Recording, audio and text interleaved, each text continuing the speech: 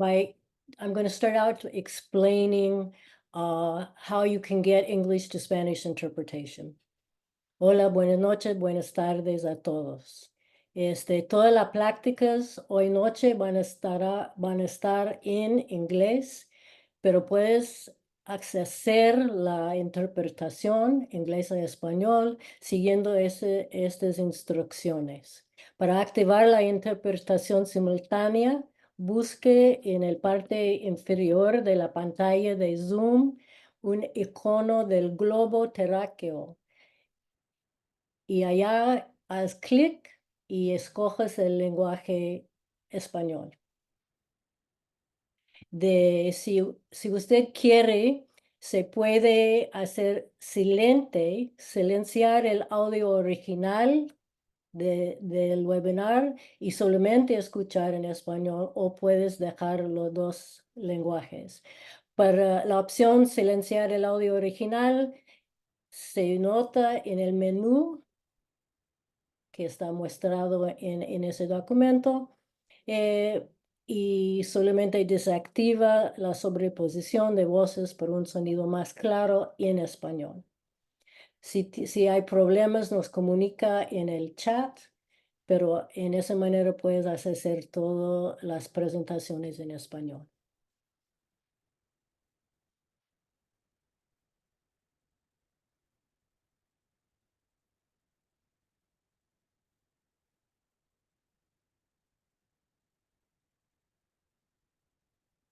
So welcome everyone to this webinar sponsored by the Honduras Solidarity Network in North America.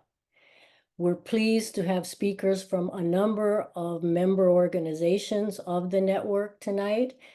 And what we're going to be talking about is the trial of Juan Orlando Hernandez for narcotics dealing and arms violations in relationship to our campaign to hold accountable the governments of the United States and Canada for being enablers of the dictatorships in Honduras, for having caused grave damage to people in Honduras, but also in the US.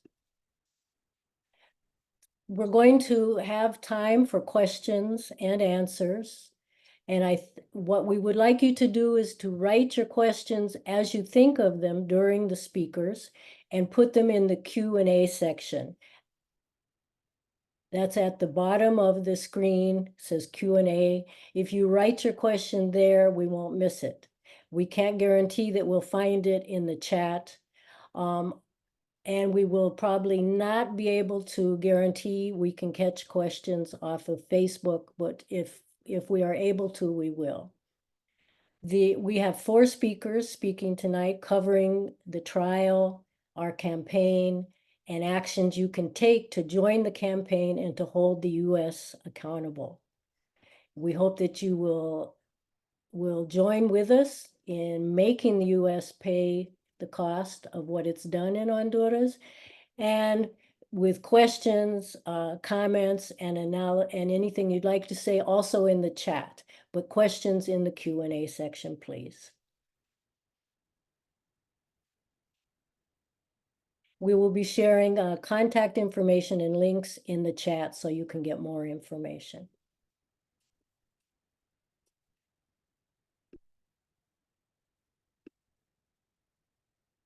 So then let's start. And our first speaker tonight is Karen Spring. Karen is the co-coordinator of the Honduras Solidarity Network. She's originally from Canada, but has been living in Honduras almost since very shortly after the 2009 coup d'etat. She's also the creator of the Honduras Now podcast and media. Karen covered the entire trial of ex-President Juan Orlando Hernandez whole, did daily updates and highlights. She's going to talk about that trial and what we've learned from it. Thank you, Karen. Thank you very much, Vicki. So just to set the stage a little bit about what the trial was like, just some basic information about it. So the trial started, I can't even remember, I think mid to late February. It took place for approximately 3 weeks in the Southern District Court of New York, so in downtown Manhattan. And Juan Orlando Hernandez was present the whole time of the trial. And so it was very interesting to see him there.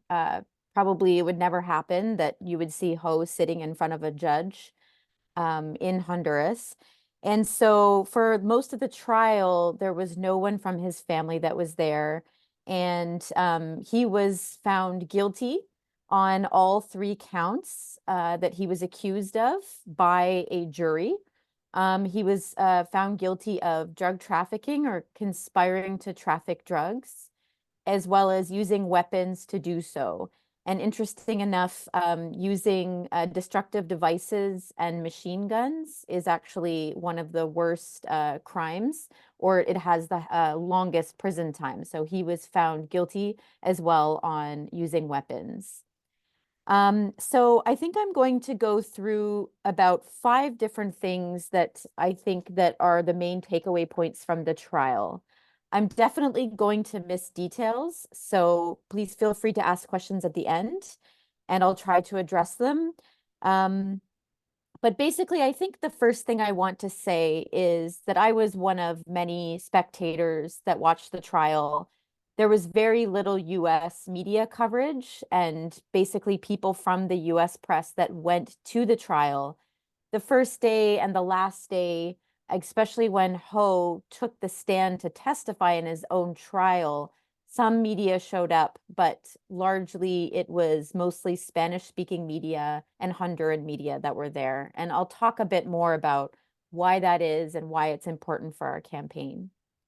But I think I think it's really hard to overstate just how much the trial laid out the way that drug cartels and drug interests controlled the Honduran state following the 2009 coup.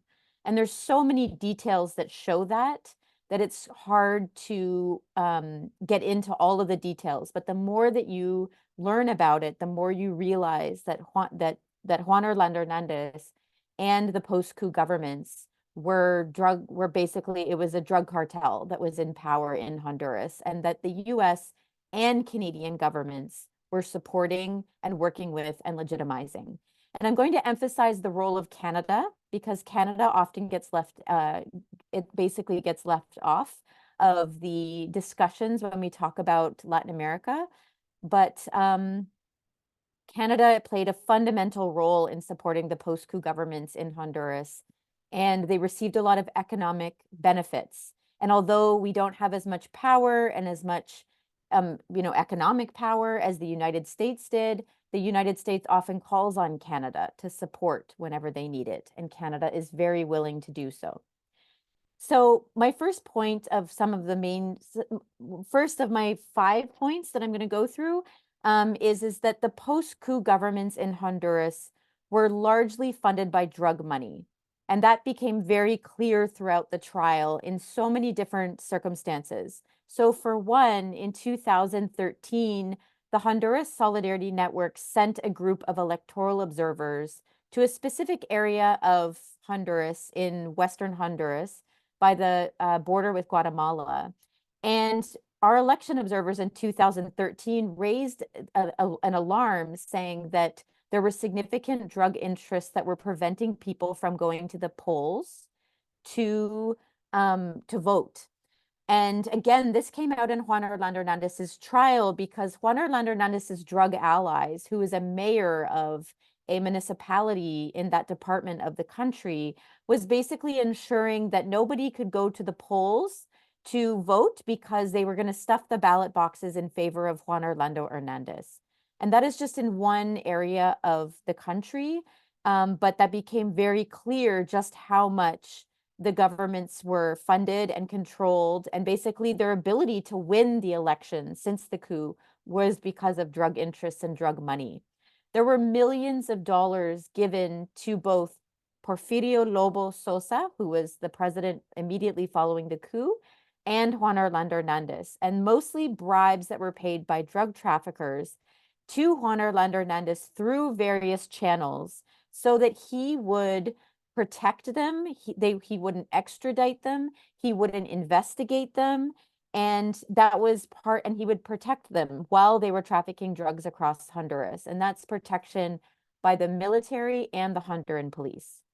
And so another thing that was really clear about that point, about how much the Honduran state was controlled by drug interests and funded by drug interests, was that Juan Orlando Hernandez paid people inside the electoral institution in Honduras to shut the machines down in at least 2 elections so that he would win the elections. And so that is another thing that came out during the trial as well. The second point I want to talk about what came out in the trial is that the whole model that was implemented in Honduras following the 2009 coup. So I'm talking about that infamous meeting that the government of Honduras set up that was called Honduras is Open for Business in 2011, when they were trying to create a really favorable environment for foreign companies to come into Honduras. Or even the models that the post-coup governments proposed to the U.S. government to address the root causes of migration. The development model that was promoted was basically fundamental to furthering Ho and his drug cartels' drug interests. So why do I say that? So during the trial, it was talked about how that the Honduran government decided to build landing strips, sort of commercial airports all around Honduras for tourism, because they said, you know, we can address the issues Honduras has by bringing more tourism into the country. And so what they did is they said, okay, we need more tourism, so we need to be able to build airports so tourists can go and visit the beautiful places of Honduras that will bring more foreigners to our country. And so those airstrips were actually really important as well for being able to land drugs in various parts of Honduras, controlled by the military and basically controlled by Juan Orlando Hernandez. And so that came out in the trial. Another thing that came out is as U.S. and Canadian companies and companies from around the world basically came into Honduras under these extremely favorable economic conditions created by the post-coup governments, companies also were involved directly in the drug state and benefited from the drug state. So I'm going to give 2 examples. And one of them was touched on directly in the trial, and another one wasn't, but it was in the paperwork or sort of the documents that were part of the case. So one was a U.S. petroleum company based in Florida that bribed and gave bribes to support Juan Orlando Hernandez's presidential campaign, like many drug traffickers did as well. And in return, Juan Orlando Hernandez promised to give this petroleum company the petroleum concession off of the coast of Honduras. The second good example about basically the overlap between the economic model that was promoted after the coup and the role that foreign companies played in the construction and maintenance of the narco state was that one Canadian company called Gildan Activewear that's based in Montreal, it's one of the largest textile companies in Honduras. They basically had a business relationship with one of the drug traffickers that's now in prison in the United States, but that worked alongside Juan Orlando Hernandez. And this drug trafficker named Giovanni Fuentes Ramirez, he actually got loans from Gildan Activewear and had a contract with Gildan Activewear that were buying wood chips for a biomass company so that they could convert basically organic material into energy in order for Gildan to pay less on their electrical bills. And so this drug trafficker was taking over areas of Honduras for land so that he could cut down trees to then take this material to Gildan Activewear. And he was basically using that company as well to launder drug money. And he worked very, very closely with Juan Orlando Hernandez at the same time. Another thing about the economic model as well is that the Juan Orlando Hernandez privatized the port, the largest shipping and logistics port in Central America. It's called Puerto Cortes. It was privatized after the coup. And one of the reasons, or one of the potential reasons that it was privatized, and this came out very a lot in the trial with Juan Orlando Hernandez, is that when a member of the Sinaloa cartel, which is a drug cartel based in Mexico, but that works with drug cartels throughout the region, was that the privatization of the port gave Juan Orlando Hernandez and his allies and drug cartels a greater ability to basically control what came in and out of the port, the same shipping port that a lot of U.S. and Canadian companies use to export to the North American market. So with the privatization of the port, the Sinaloa cartel was able to bring in huge shipping containers with cocaine into Honduras that was then used to that was then trafficked into Guatemala and up into the US. And so that privatization process was very important for the logistics of the drug trafficking that Ho was involved in. So the third point I want to talk about was that came out in the trial that was a main argument by the prosecution, the US government, was that Juan Orlando Hernandez gave this very important image that he was tough on crime and that he was cracking down on the war on drug trafficking and that he was promoting the war on drugs. And he was a champion that was working alongside the US government to stop drugs and to deal with the war on drugs. And so that sort of facade and that image was so fundamental to his ability to be a successful drug trafficker. Because as he got more and more worried that his involvement in drug trafficking was being discovered, he would pretend like he was getting tougher and tougher on crime. And so the US, and I remember speaking to congressional offices and throughout many years in the post-coup Honduras, and they would always tell me that Ho was an ally, and he was an ally on the war on drugs.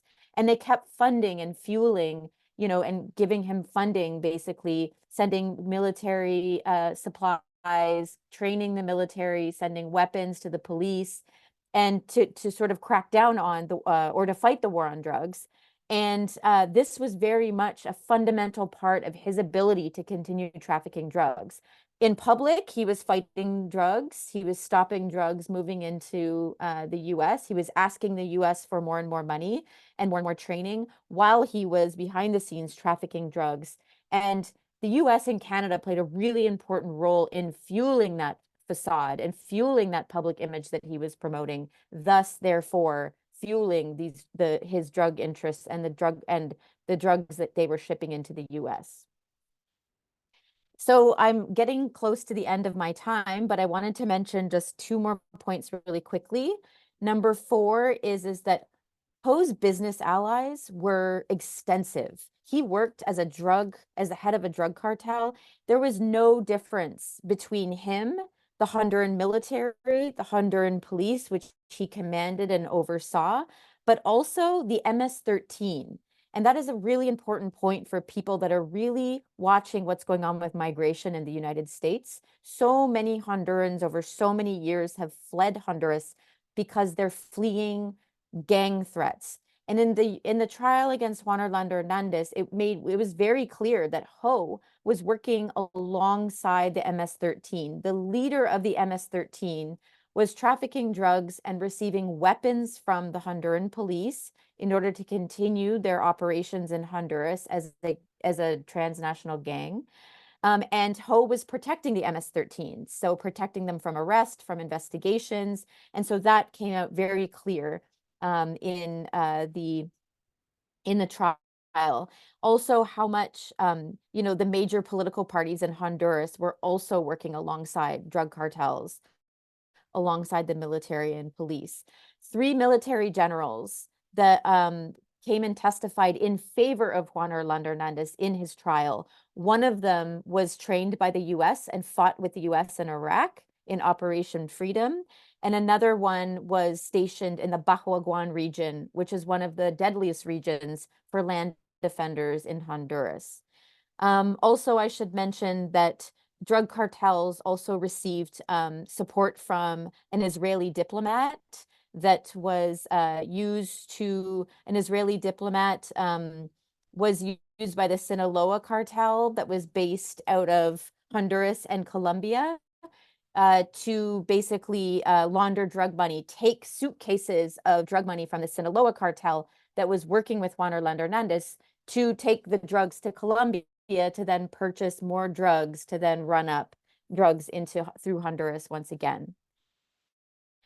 So I am going to, one more thing, Vicky, my time is up, but I wanted to mention this really quickly, is that there is a lot of information that came out in the trial. You can read my summaries on hondurasnow.org, but there's something that was not discussed, and this is why we launched our campaign and why we're doing this webinar tonight, is that what wasn't discussed in the trial was the role of the United States and Canada. The trial was set up so that these conversations could not happen. Every time Ho's defense tried to raise the issue or raise the point that Ho couldn't possibly be a drug trafficker because he was such good friends with John Kelly, who is the head of Homeland Security, head of the Southern Command of the United States, that was not really allowed to be talked about. It was set up so that we couldn't have these conversations, which for me was the big elephant in the room.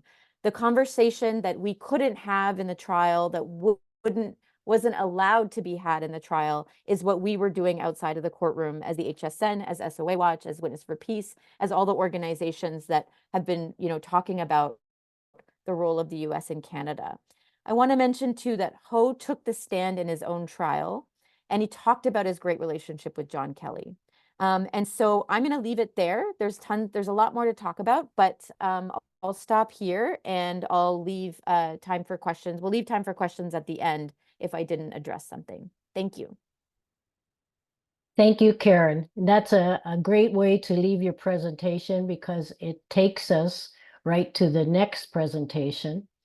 And as Karen said, please write your questions in the Q&A button down at the bottom, and we will take questions and have discussion after all the speakers have spoken. Our next speaker is Judy Ancel. Judy is a founder of the Cross-Border Network. She is a labor historian and an expert in labor solidarity, labor history, and she also works a great deal on migrant rights in the U.S. Judy is going to speak about the campaign, which our hashtag was U.S. Canada on Trial. And this is a campaign for accountability for the U.S. and Canada in bringing the narco-dictatorship to Honduras. Judy, thank you. Thanks, Vicki. And it's a pleasure to be here, of course. That was a great presentation, Karen. It certainly has raised a bunch of questions already in the Q&A, and I hope there are more. I want to shout out to the members of the Cross-Border Network and our affiliates in Kansas City, as well as to all the people who were on our delegation in January to Honduras. So if Karen's presentation didn't outrage you enough against Ho and the narco state, you should have been outraged, of course, against the United States and Canada. The DEA, that's the Drug Enforcement Administration, the State Department, and 3 presidents from Obama to Trump to Biden and their counterparts in Canada all backed Ho, that's Juan Orlando Hernandez, every step of the way. With weapons, with police and military training, and millions of dollars in foreign aid. So when they learned, and they learned pretty early, that Ho was constructing a narco state, why didn't they stop?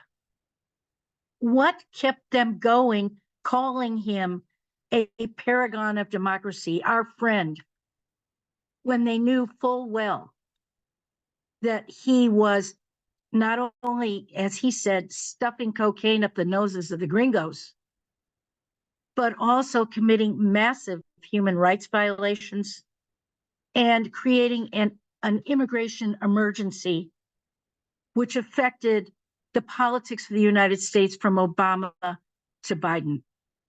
Why didn't they stop? Instead, they consistently lied and covered up the true nature of the narco-dictatorship that ran Honduras for 12 years.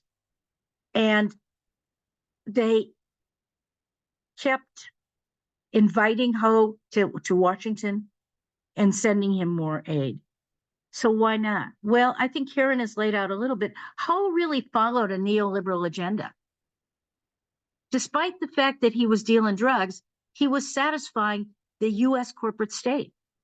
He was giving benefits to corporations, and he wasn't messing with U.S. strategic interests in Central America. In fact, U.S. military presence in Central America expanded since the 2009 coup. So, this shouldn't surprise anybody who knows anything about U.S. foreign policy. The U.S. is a repeat offender in these kinds of policies. Just think about El Salvador in the 1980s, Guatemala, Nicaragua, and the interventions in those countries, all of which produced massive human rights violations, as well as massive numbers of people fleeing because they couldn't stay in their own countries. So as tens of thousands of Hondurans fled Honduras because of the elevation of the gangs, the corruption, the violence and human rights violations, the poverty, and the incredible denial of any form of self-government. As those tens of thousands of people fled, what did our government do? They criminalized them. They separated them, families. They denied people asylum. And they did everything they could to not take responsibility for what they had caused. And so we saw this trial coming, and we said, hold it. Why is it that they're extraditing Juan Orlando Hernandez and putting him on trial and not mentioning at all what Karen called the elephant in the room, which was the complicity of the United States and Canada, as well as other countries? I would name specifically Israel for its intelligence apparatus that has been sent to Ho in order to be able to monitor people and know who was doing what. And so we have several demands from the campaign which we have launched. We have 5 demands, and I'm going to have to be quick, I think, but I'm going to try to do the best I can. First up, we want documents declassified. We want to know what really was going on from the point when Hillary Clinton okey-doked the coup in 2009 and continued sending aid, even though it was a military coup and she shouldn't have been doing that according to the law. We want those documents. We want to see who was manipulating U.S. foreign policy. We want to know what the DAA was really doing, because they lied over and over again. And I speak specifically of an incident that a delegation I was on witnessed in 2012 when we went to the small town in the eastern part of Honduras in a rainforest called U.S.A, where the DEA with State Department helicopters and Honduran police had opened fire on a boatload of indigenous people coming up the Patuca River, alleging that they were narco traffickers when in fact they were simply travelers, shot and killed 4 people, injured seriously 4 other people, left them in the river while they retrieved some cocaine on a different boat, and have never compensated those people for what they did to them. And so that's one of our demands as well. We finally, a congressional committee forced the DEA to admit that it was lying, that they were narco traffickers, but still they've gotten no compensation. So we want reparations, and we want the indigenous victims of the DEA-led UAS massacre to be compensated. We want to know those documents. We want other documents as well. We want to know what happened when U.S. and Colombian trained Honduran Navy shot and killed Garifuna people traveling on a beach in a place called Iriona. After they'd been to a Christmas party and, according to some reports, exited from that party high on drugs and opened fire on these people who were stuck in the sand on the beach. We want to know what the U.S. knew about that. We want to know a lot of things, obviously. We want congressional and parliamentary investigations in Canada and the U.S. to shine a light on everything from the coup to the end of the whole regime. We want an immediate end to U.S. opposition to the progressive reforms that the current government of Honduras now, of Xiomara Castro, are making to try to undo some of the damage that the Ho and his previous Pepe Lobo regime did to Honduras. But the U.S. keeps interfering. It keeps launching judgments against things like trying to subsidize the very high privatized electrical rates of poor people. We want to know why they're doing that. We want them to stop. And finally, we want them to drop their support of the investor-state dispute settlement system, which is part of the Central America Free Trade Agreement, and under which there are cases against Honduras. Specifically, the largest is for over $10 billion on the part of Zere Prospera, which is a zone of economic development and employment set up under Ho and in a very corrupt manner to carve off a little chunk of Honduras and give it to a private corporation, which is a corporation that is libertarian and wants to set up a completely deregulated state. And they are suing Honduras under this ISDS system. We need the Biden administration to stop, to get it out of CAFTA, just like they got it out of NAFTA. So those are the 5 demands: declassification of documents, congressional parliamentary investigations, reparations for the victims of the DEA-led UAS massacre, immediate end to U.S. opposition to progressive reforms, and dropping support for the ISDS clauses. And I'll stop with that. We'll give you some instructions towards the end as to how you can get involved in this campaign, because even though the trial is over, the campaign is ongoing. Thank you. Thank you, Judy. That was excellent. Gives us a lot more to think about. Our next, again, a reminder, put your questions in the Q&A. I'm happy to see we have a number of questions received so far.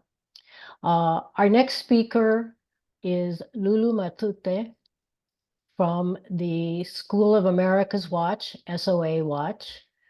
Lulu is she's very young, but she still has a long history of work on Central America, on the border region in the United States, against U.S. foreign policy and the damage it's done in Latin America. And we're happy to have her with us tonight. SOA Watch is also another member, an original member from the first days of the Honduras Solidarity Network. Lulu's going to talk about some work that SOA Watch has done with students and their indictment, the Peoples Indictment of the United States for the crimes committed in Honduras. Thank you, Lulu. Hi there. Thank you. Thank you, everyone, for joining this webinar and joining this conversation. For folks, I see some familiar names, and I want to say thank you for your investment, your work, your labor of love over the years with the people of Honduras And, on behalf of my friends, my family, it's so important that we walk in acompañamiento and solidarity to raise conciencia, knowledge about the conditions in Honduras, the reality, including what has been uncovered throughout this trial. I want to speak a little bit about our publication. We worked with a group of students through the Democracy Media Lab at UC Berkeley. And these students, several of them were learning about Honduras for the first time. And we did a deep dive. Let's go back into the history. And then let's analyze all of this through the current moment with the trial at the time when we were writing and researching what was going on. So if I may ask for permission to do a quick screen share, I'd just like to show you the cover and just the different parts of our People's Indictment. So while we work on the technical permission, I'll just speak a little bit about the overall purpose of it. We built on the tradition of the People's Tribunal, and these have been tribunals that have sparked throughout the world, usually from communities that are not represented in courts or that take the public opinion and use court-like systems to write, to analyze, to publish, to share stories that may not be present in a lot of court settings, as has been the case with this Juan Orlando trial in the Southern District of New York.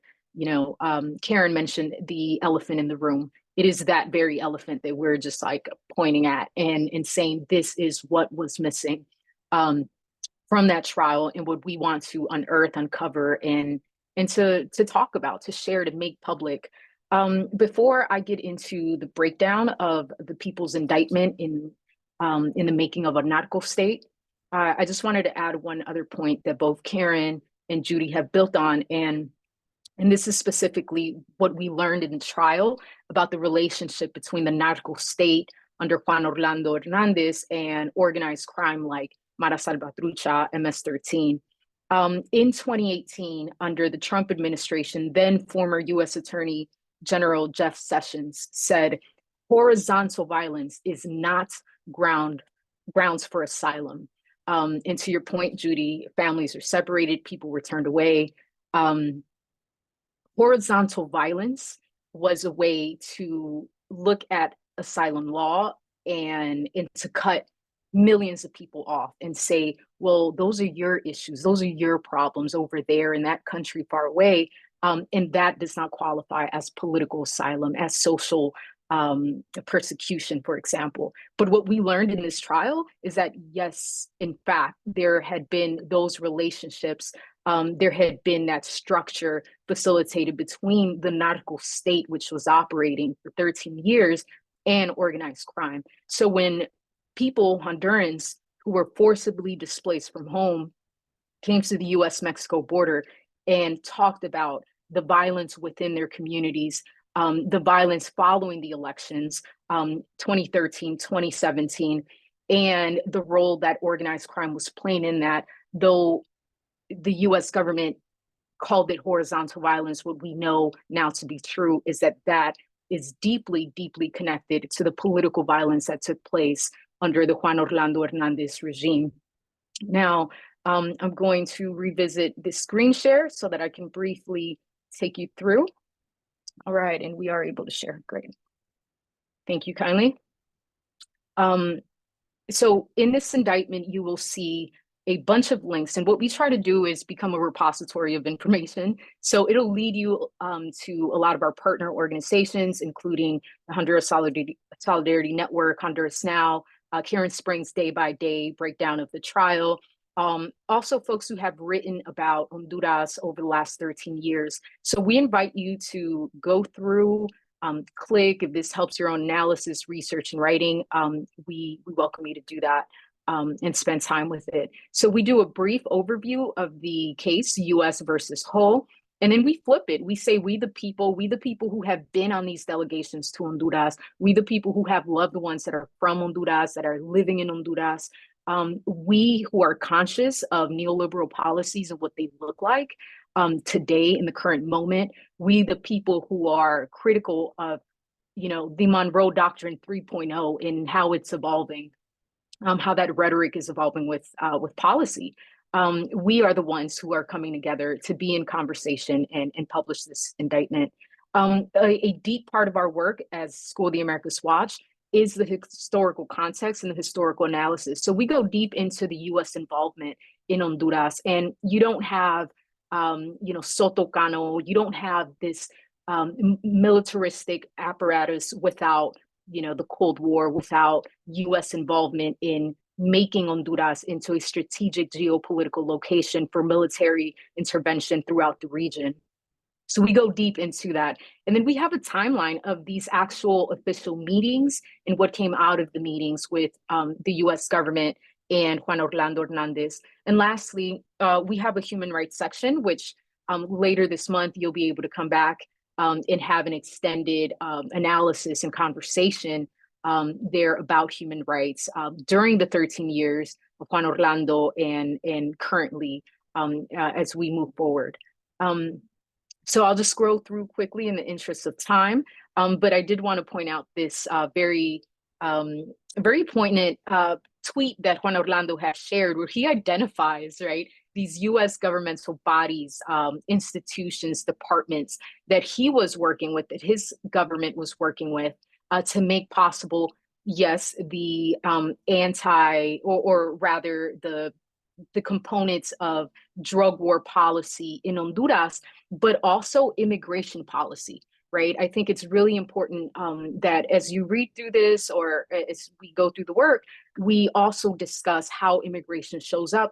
Not only was Juan Orlando, an ally around counter narcotics operations, but that was the case when it came to border enforcement in Honduras, as we saw with the Safe Third Countries policies that Trump put in place.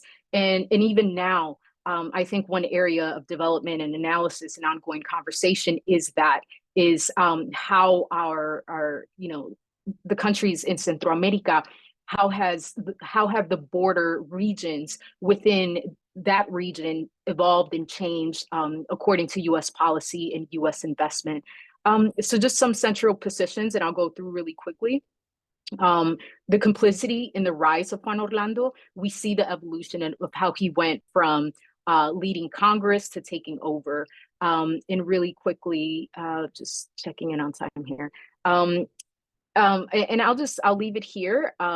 Again, our focus is extensively on the historical analysis and then connecting it to the 2009 coup and how that changed things. And I'll just do a really quick scroll through. And again, I invite you all to spend time with it, send thoughts if you have them and ongoing, so that we can be in ongoing conversation. I'll just leave it here with the national debt of Honduras. We are looking at 2024, looking at 17.43 billion. And in the very near future, we see that growing significantly. And what this means is that the people of Honduras carry that burden, right? The children of Honduras will carry that burden for very many years to come. And that is the legacy of the narco-dictator, what it has done to the people of Honduras, how it has captured the people, it has captured the institutions, and what we are hoping for with our campaign and our ongoing solidarity efforts as multiple organizations and as Honduras Solidarity Network more generally, is to see pluralism be allowed to flourish in Latino America, in the region. So again, I thank you for your invitation to this space and for the time. Gracias. Thank you, Lulu. All right, there. Thank you very much. And if you could, Lulu, could you share the link to your indictment in the chat so people can get a chance to take a look at it? Absolutely. Because it's jam-packed full of information. Thank you so much. Our next speaker is going to get to sort of the question of action. So what can we do? What are some of the things that we can do to push this campaign for accountability and push to change what our governments and our governments are doing? Jalile is from Witness for Peace Solidarity Collective. She's a human rights accompanier, a researcher, and organizes a lot of actions to tell Congress and the Senate what we think they better start doing. And she's going to share with us some information and some things we can do. Go ahead, Jalile. Thank you for being here. Thank you so much, Vicky, and thank you everyone for being here and for kind of sticking to this part as well. We believe that not only is it important to kind of raise awareness and also really understand the level of like US and Canadian imperialism as it manifests in current politics today, but also the ways in which we also need to act given the situation, no? So one of the things that we did as part of the HSN is that we recognized that we needed to do different actions, right, to kind of hold accountable the governments of the U.S. and Canada. First, though, some of the members of the HSN wrote opinion pieces in their local media outlets. There was also lots of for example, Karen was interviewed a lot, and so kind of giving the position of the Honduran Solidarity Network in terms of this campaign. But also one of the biggest things that we did in terms of action was that we did letter writing campaigns. And those letter writing campaigns, the first one was regarding the U.S. House of Representatives. So we sent out a letter to the U.S. House of Representatives, basically asking them to investigate thoroughly the level, the role that the United States had in terms of kind of the support of upholding and bolstering, right, the Juan Orlando Hernandez government. And that action, there were a total of 536 letters sent to different U.S. House of Reps. And after going through kind of all the data of what those meant, we found that 42 representatives were sent 4 letters or more in basically the states of Arizona, California, Colorado, Florida, Illinois. There are many more, but we were proud to see and we were happy to see that lots of people took action in terms of these letters to the House of Representatives. And one of the things that we're asking actually is to the people that did send letters to their House of Representatives, to their representatives in their different districts, we are asking them to kind of do follow-up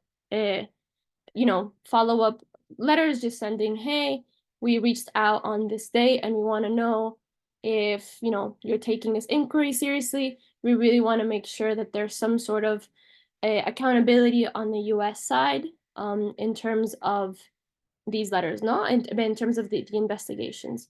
So that was on the US House of Representatives side.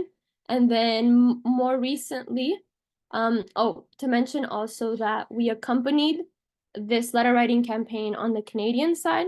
So we did another letter writing campaign, but for the Canadian Parliament, which also received participants of Canadian citizens, basically sending the same kind of concern. We are gravely concerned that, Canada has bolstered and has upheld the Juan Orlando dictatorship, and therefore we ask for there to be accountability. And the accountability, as Judy mentioned before, kind of deals with our 5 demands, right? So justice for the DEA-led murder in Awas, an investigation of kind of the level of the US role in kind of upholding these governments. At what point did the US government know about at what point did they know that Juan Orlando was actively a part of drug trafficking operations in Honduras, was masterminding drug operations? And so these are some of the things that we asked as part of these letters, right, in these letters. And then the last thing, or the most recent thing that we did is the Honduran Solidarity Network, as that we were pushing for a Senate action. So basically accompanying the U.S. House of Representatives, accompanying the action with the Senate. So we were asking the Senate Foreign Relations Subcommittee on the Western Hemisphere to insist on investigation about why the U.S. did not immediately cease funding and technical assistance to Honduras, despite warnings and serious concerns of human rights abuses, corruption, and the growth of a narco state. And this is kind of the action that we're pushing right now the most, and I'll send those two actions I'll send those two actions on the chat. But those were the two actions that we've been pushing for, and we're kind of asking to push for the Senate side.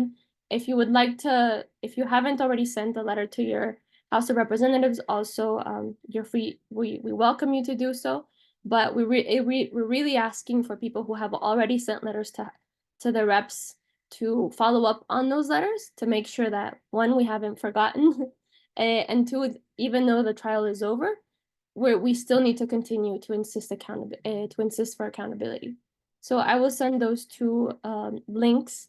The other thing that I think is really important to mention is that while these were kind of the letter writing campaigns that we're asking for, we also did organizational sign-ons. So we asked organizations that believed in this same the same purpose perhaps, or the same objective of insisting on accountability of the enablers of the Juan Orlando dictatorship, to really sign on to this campaign and basically be a part of this campaign of putting the U.S. and Canada on trial.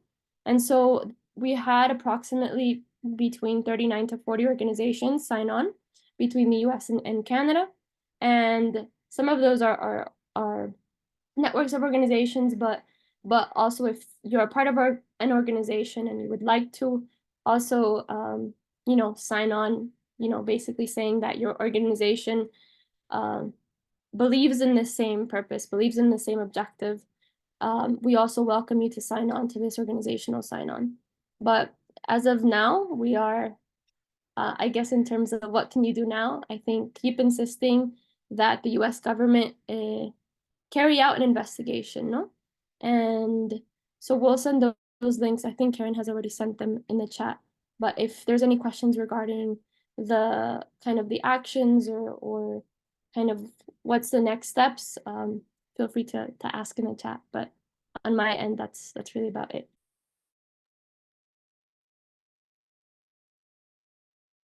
Thank you, Jalile. I put in the chat the email for Honduras Solidarity Network.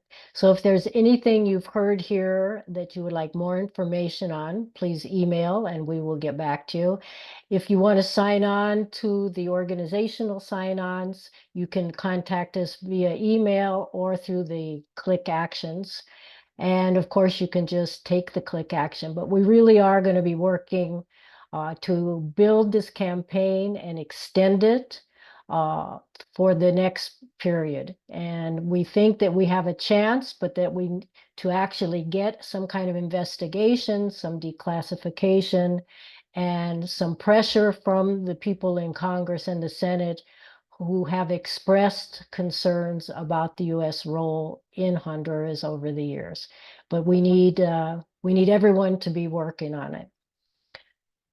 So the next point for this webinar is going to be to look at the questions and answers. And we have a few. I also see there was a question in the chat. If you could move that question over to Q&A, that would be really helpful.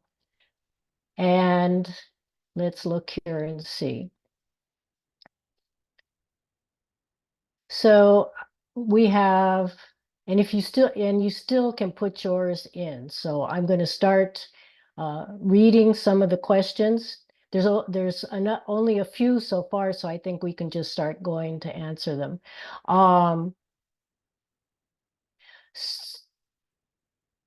So the first question that I'm going to read has to, let's follow up on the actions.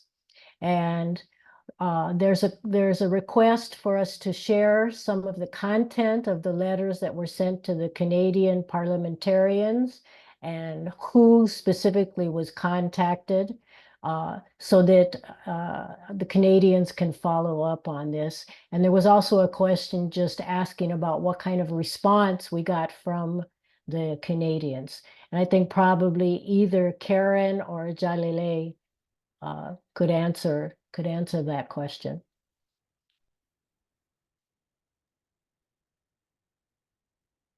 Sure. So with regards to content of the letters sent to Canadian parliaments, parliamentarians, I will get in touch with you, Christine Nugent, after the webinar to share that information. And we actually don't have the information with us right now about how many Canadian organizations were able to sign on to both the organizational sign-on and how many sent letters, but I can, if you write your email in the chat, I can get back to you and follow up with that. We had to use two different systems because the Canadian government is different than the way Congress works in the US, which is why we don't have that information on hand right now. So I can follow up later. And then also just one of the things of perhaps what were the results of writing to perhaps not the Canadian MP, but on the US side, I think we're still trying to see those results. And perhaps I guess it applies the same thing to the Canadian side. But one of the things that we're definitely pushing for in the US side, is that this is just the first step of the follow-up that we're doing with the US government and the Canadian government, but I guess my side, I've worked a lot more on the US side. But one of the things is that although we see the result or the objective, is that this is the first step of doing an initial reaching out. And then the next step that we're doing is kind of gathering groups to do follow up with these congressional representatives or the US Senate and asking for meetings, and really pushing for this investigation as to why the US and Canada, but why the US specifically in the US side of things, why the US chose not to act, even though there was information that Juan Orlando Hernandez was involved in drug trafficking. So that this is a first step. I guess these letters are the first step of really kind of pushing for this investigation, pushing for reparations for the US. So it's a first step, but we're continuing. And this is why we need also all the support that we can get as much as possible, because we need to continue following up and really putting pressure on them to take this seriously, that yes, while the trial may be over, this has had and it continues to have like large repercussions on the Honduran people. Vicky, I just wanted to mention something really quickly is Juan Orlando Hernandez has been found guilty, but he still has not been sentenced. And so between now and the time he's sentenced, we have time to keep building on this campaign, which is our plan. His sentencing date is set for June, but it will likely be bumped back until next year. So we're hoping that we can continue this and rely on people's support up until he's sentenced at least. Thanks, Karen. Thank you, Jalile. There's a couple of questions that are more specific on the issues of the narcotics trafficking in Honduras. So one of those is from Michael, and Michael asks, is the drug trafficking in Honduras based on local drug production or on the import and export of drugs produced elsewhere? I don't know if I can answer that. Go, At Judy. least based on our experience going to U.S. As far as cocaine comes from Colombia and is flown in to a bunch of secret airstrips that pop up all the time and then go away or get discovered and landed there and then taken down down rivers very often. Karen talked about how the drugs were actually brought in on container ships into the port of Cortez, which is a massive operation, I imagine. But a lot of it's much smaller scale. And the drugs come in on small planes and then are transferred to the coast, where they are then put on speedboats, submarines, you have it, and taken into the United States and Mexico. That's my understanding of the majority of the drug trade in Honduras. In addition, there's a lot that gets trafficked, I believe, over the Guatemalan border in the northeast of Honduras. Karen, do you want to add anything to that, or Lulu, Yeah, or I, Charlie? I Karen? just think it's important to add, and I think that SOA Watch's indictment talks a lot about this, that that the drugs were trafficked. Yes, they came into Honduras from Colombia, but they were trafficked mostly by police and military, Honduran police and military that were trained and funded and armed by the US government and Canadian government. So I just wanted to add that point because I think that, you know, you can get the war on drugs can turn into this whack-a-mole game, but I think that in Honduras, it's so fundamental to understand that so much of the trafficking occurred with the armed forces. It was done by the armed forces and the Honduran police that remain in power, remain in their positions today, and that the United States, while Ho was in power, spent millions of dollars to clean up the Honduran police while they were committing not only human rights violations, but also fundamental elements of this drug trafficking operation across Honduras. Thank you. We have a couple of questions from Trinidad, also having to do with the nature of the narco state and narco trafficking.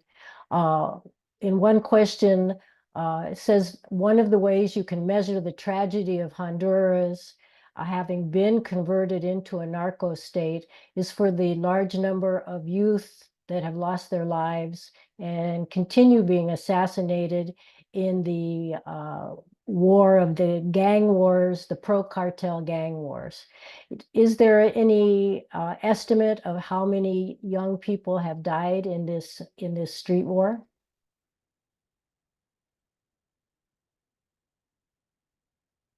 I don't know if any of us can answer that many. Go ahead, I mean, Karen.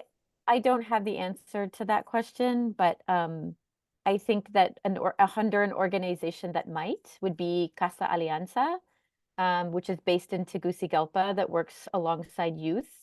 But I think that one of the problems with, and this is something that Ho and the US government and the Canadian government took advantage of, is that they wanted to make Honduras seem like it was an extremely violent place. But that it was an extremely violent place because of gangs and because of, poor people, and that it had nothing to do with like the structures, the narco structures of the state. And I think that that point is really important, that it becomes very difficult to count and to say how many people were killed under the narco state, because you're always forced to define, well, this person was killed by police in this community, this person was killed by another gang member. But when you have a narco state, it becomes when the people that are perpetuating the violence are one and the same, and there's no state protections or investigations to investigate what actually happens and why people are being killed. So it becomes very challenging to know numbers and to know how you assign, did this person die because they were young? Or because they were, a young person? Did they die because they were part of the gangs? You know what I mean? Like, it becomes very hard to count statistics and understand the depth of the violence when we're living in a narco state that's backed by, very powerful countries. Thanks, Karen. And Trinidad also mentions that it's important to differentiate between the gangs who are on the streets with distributing drugs and the very powerful cartels. And he asks about if there's analysis of this difference, which I think probably goes back also to Casa Alianza and some of the groups like CESPAD and other organizations in Honduras that are doing that kind of study. I want to move on to a question from Duffy that says, how does the framing of the trial by the United States as being centered around drug cartels and trafficking rather than around imperialism, democracy, self-determination, and human rights work, and human rights, how does this work to further U.S. interests and paternalism towards Honduras and Central America? And I think that could be for any panelist.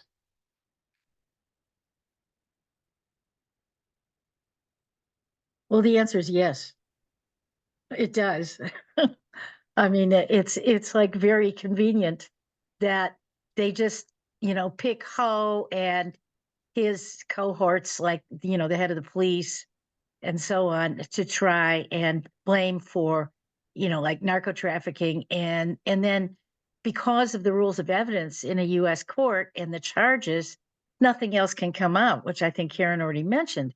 So it's a perfect venue to be able to narrow the culprits to just Ho and not have to take the rap themselves.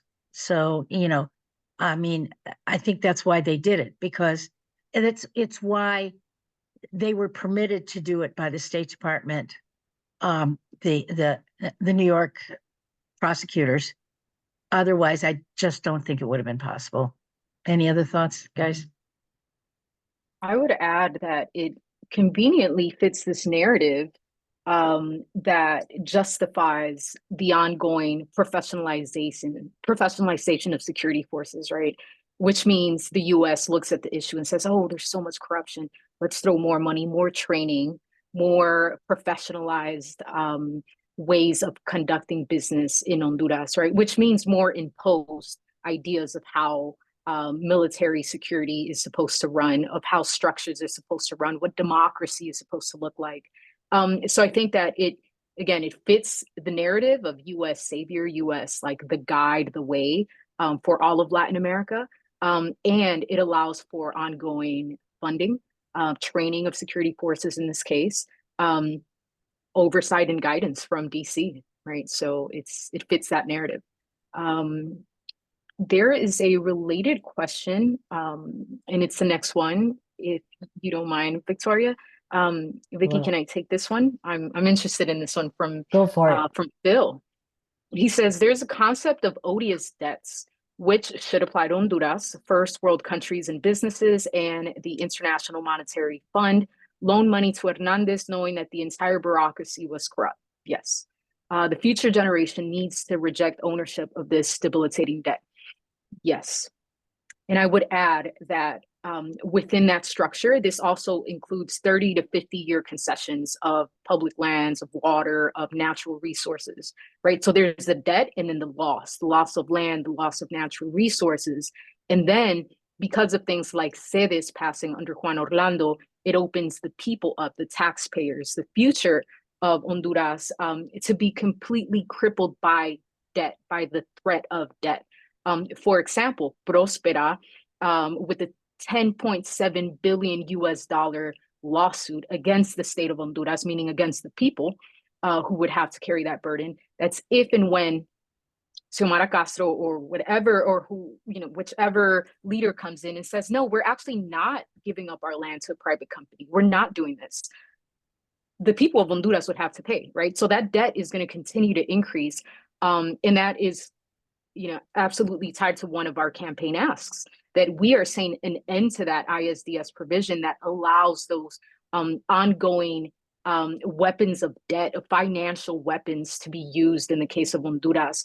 And we know it comes with structural adjustments and giving more up, more land, more natural resources.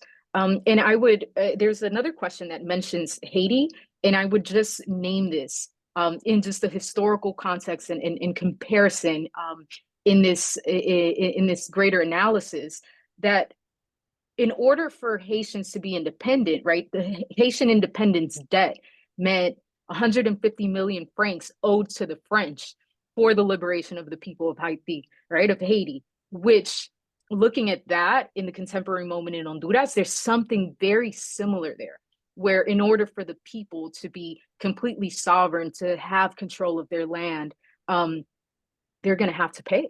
You know, that is the risk of this ongoing relationship with with the Central American Free Trade Agreement, with the structural adjustment loans under IMF, under World Bank, and other financial institutions. So I would leave it there. And if anyone has any other contributions or thoughts on that. Thank you, Lulu. Did anyone want to add anything else on the question of Haiti? The question that Lulu answered partially talks about the connection and similarities between the Canadian and U.S. support for the 2009 coup in Honduras and its coup governments, and the U.S., Canada, and France orchestrated coup in Haiti and attempts to prevent democracy there. I think Lulu answered that at least partially, but I didn't know if anyone else wanted to add a comment.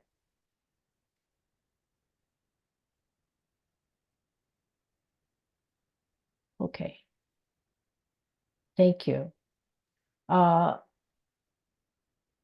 There's a question on, here we go. One of the first questions asked by by Google Pixel 6 notes the General Noriega of Panama and Ho are similar cases. Noriega was allowed to traffic drugs so the U.S. could continue controlling the Panama Canal. And the question is, as I understand it, so what was the U.S. What was the Panama Canal for Honduras? What was the U.S. allowed Ho to do the narco trafficking, and why? Who would like to take a stab at that?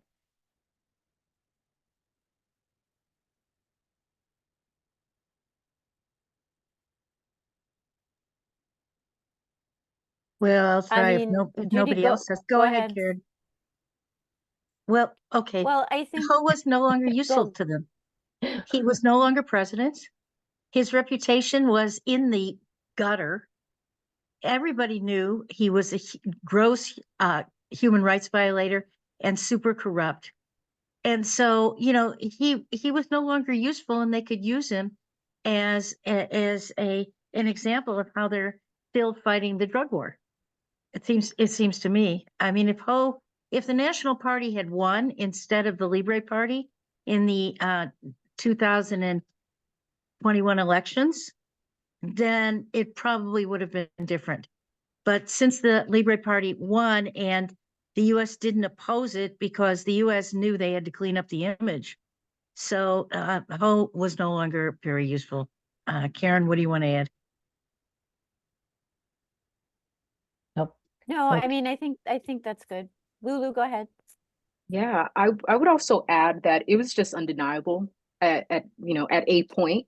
Co-conspirator number 4 was coming up in a lot of other trials and a lot of other cases of narco trafficking, statesmen in Honduras, including Tony Hernandez, and several other characters. So it was undeniable, right, on the U.S. side, there were enough points there, directly pointing to Juan Orlando.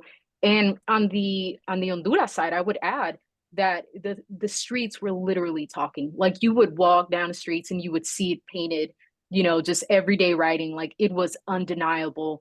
The whole Fuera Ho became such a popular call to action, right? Like, take him out. Like, this is, who are we kidding? It is undeniable to the people of Honduras. It was undeniable because of the related court cases in the U.S. And, to Judy's point, he was no longer in power, and would not have the influence that the U.S. would need for that relationship to continue. Yeah, and it appears that the only person who didn't understand that was Ho himself, because there he went to his house and tried to resume a civilian life, and I guess never expected that the U.S. was going to ask for his extradition. Because if he had, you'd think he would have fled to some other country with all his loot. Or to a friendly embassy like Noriega did. Yeah. Okay, there's a couple more questions. There's two more questions about narcotics trafficking in the Ho trial. One asks for some more information on the money laundering aspect. Was that an issue in the trial, and how was the money being laundered? And the other one asks if because cartels are often involved in human trafficking, is there investigations of Honduras, the U.S. and Canada being involved in the human trafficking side of cartel activity? Anybody want to take on those or a piece of them? So I can try answering the money laundering question. So it's pretty clear in Honduras that Juan Orlando Hernandez and his family grew, like their wealth grew very, very significantly in the time that from the time Ho became president of Congress in 2010, and then when he became president. So his wealth significantly grew.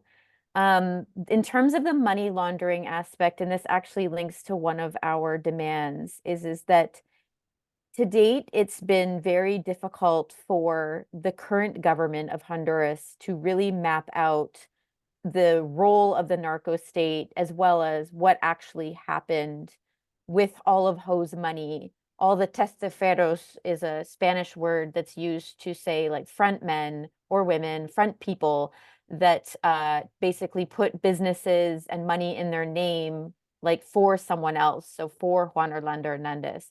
So the money laundering, the way that Ho money laundered is still under investigation. It's going to be up to the new public prosecutor's office to do that. But it's pretty clear that the more that you get into following where he was laundering money, the more you're going to connect Ho to the dominant political parties in Honduras, military officials. Like taking down Ho's money laundering scheme would also mean that they would be touching the banks of Honduras, the private banks of Honduras that are owned by the very, very wealthy families that have run Honduras or had so much power in Honduras for decades. And that are those banks are very much supported and connected into the global like banking system. And then also just members of Ho's party, his family. And so that is still to be sort of investigated and followed up with. And so I think that it links to one of our demands, because so far the United States has been very critical and unwilling to allow this new government to actually deal with all of the leftover and the remaining structure of the narco state. And so that is, I don't have an exact answer, obviously, but it's it's something that we expect will come out slowly as the government is able more and more to crack down on some of these money laundering schemes. Thank you. And did anybody have any knowledge on the issue of investigations of the human trafficking side of the cartel activity? Yeah. I don't know. Thank you for that question, though, Daniel. Finally, then, the last question that I have in the question and answers takes us back to our campaign, perhaps, or to an issue. Matthew wants to know, taking a different angle, would it be possible to actually file a U.S. court case implicating specific U.S. officials in narco trafficking and corruption, I presume in Honduras? Lulu, do you want to take this one? The People's Indictment? Yeah, I think we can share this one. I'm sure we all have thoughts on it. Thank you for your question, Matthew. Not to be a pessimist, but the Iran-Contra affair, all the evidence was there. People did go down, but they didn't, because they were pardoned shortly after. And that is the risk of dealing with the U.S. court when the defendants are the U.S. government and very key people in the U.S. government. When we talk about the Inter-American Court, the Inter-American Commission on Human Rights, and there are claims against the state, against the U.S. government more specifically.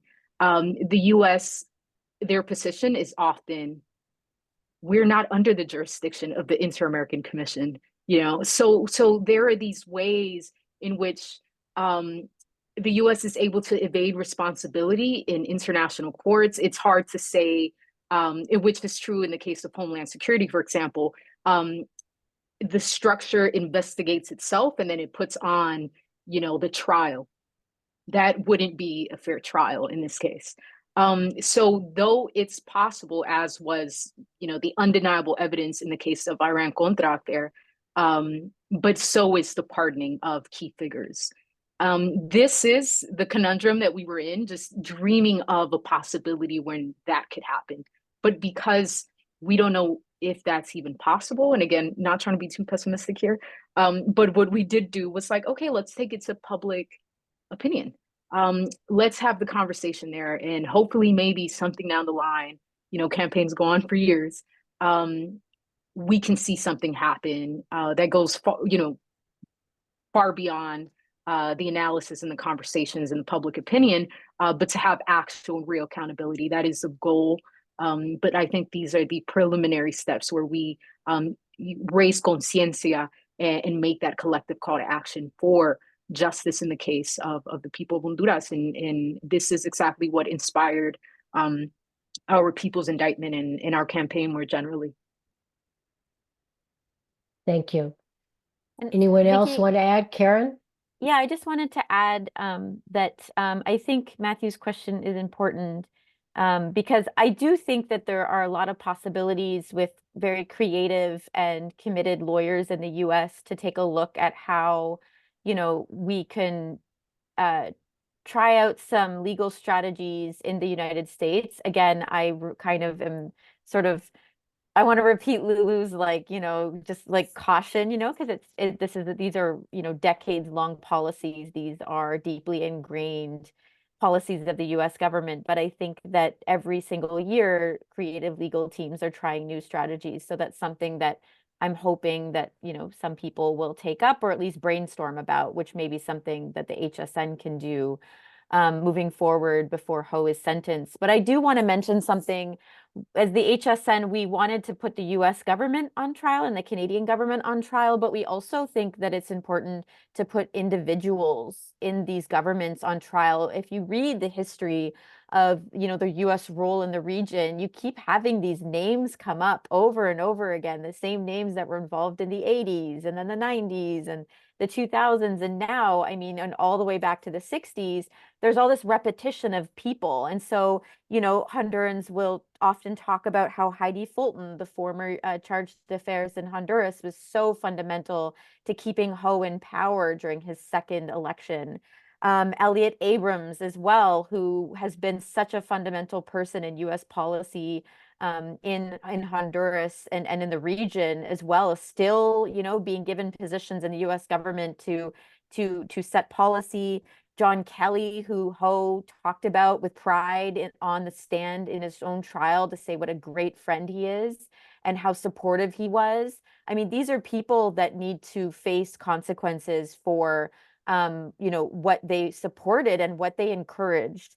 Up to the highest levels, Hillary Clinton. These are campaigns that, people have been doing in the US and Canada for so long, like, war criminals, George Bush is a war criminal, etc. And so I think that, that is something that we'll always keep in mind, that this is a structure, but there are also key individuals that really support that and hold that structure up decade after decade. Thank you, Karen. And I think that is a great closing for tonight's webinar. If there's no further questions, just one point, Britain noted in the chat that the Inter-American Commission technically does assert jurisdiction over the US. But as we know, the US pretty much blocks any accountability for itself in any international entity. But Britain did want to bring up that the commission does technically assert itself. So thank you everyone for attending, for your questions. Thank you to all of our panelists. Thank you to our two interpreters who I hope we haven't been talking too fast and making them work too hard, but we really appreciate your work. Thank you to Alliance for Global Justice staff working hard in the backstage. We couldn't do it without you. It has been a live broadcast on Facebook, so the webinar will be available without the interpretation in Spanish, but the webinar will be available on Facebook. We will also be able to send out a link so that you can share it with people and watch it again if you would like to. Please get in touch with us, Hansol Network at Gmail. We have the links are all in the chat. Save your chats. And we look forward to doing more of these. And we look forward to bringing accountability to the U.S. and the Canadian government and putting them on trial. Thank you. Thank you. Thank you, everyone.